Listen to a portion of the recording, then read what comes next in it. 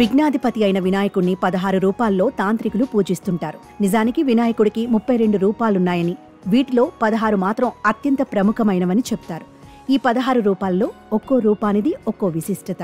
గణపతి ఆరాధన రకరకాలుగా ఉన్నాయి. శాంతరూపం నుంచి ఉగ్రరూపం వరకు, లోహం నుంచి మట్టి వరకు, ఇలా రకరకాల రూపాల గణపతులను ఆరాధిస్తే రకరకాల ఫలితాలు వస్తాయని శాస్త్ర ప్రవచనం. గ్రహచార రీత్యా మనం చేసిన దోషాలు తొలగించుకోవడానికి గణేశారాధన మంచిది. సూర్యదోష నివారణకు ఎర్రచందనంతో చేసిన గణపతిని పూజించాలి. చంద్రదోష నివారణకు వెండి లేక పాలరాయితో చేసిన వినాయకుడిని పూజించాలి. కుజదోష నివారణకు రాగితో చేసిన వినాయకుడిని పూజిస్తే ఫలితం ఉంటుంది. బుధదోష నివారణకు మరకత గణపతిని అర్చించాలి. గురుదోష నివారణకు పసుపు, చందనం లేక బంగారంతో చేసిన గణపతిని కొలవాలి. శుక్రదోష నివారణకు స్ఫటిక గణపతిని, శనిదోష నివారణకు నల్లరాయిపై చెక్కిన గణపతిని పూజించాలి. రాహుగ్రహ దోషానికి మట్టితో చేసిన గణపతిని పూజిస్తే ఫలితం ఉంటుంది. కేతుగ్రహ దోష నివారణకు తెల్ల జిల్లేడుతో చేసిన గణపతిని పూజించాలి. ఎర్రచందనంతో చేసిన గణపతిని పూజించటం వల్ల అనారోగ్య సమస్యలు, పగడపు గణపతిని పూజించటం వల్ల అప్పుల బాధలు తొలగిపోతాయి. పాలరాయితో చేసిన గణపతిని పూజిస్తే మానసిక ప్రశాంతత కలుగుతుంది. మనకు ఎదురవుతున్న సమస్యలు తొలగిపోవాలంటే శ్వేతార్క గణపతిని పూజించాలి. స్ఫటిక గణపతి సుఖశాంతులు ప్రసాదిస్తాడు.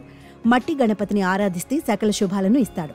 ఇక హరిద్ర, పాదరస, పసుపు కొమ్ము ఇలా రకరకాల గణపతులను పూజిస్తే విశేష ఫలితాలు వస్తాయి.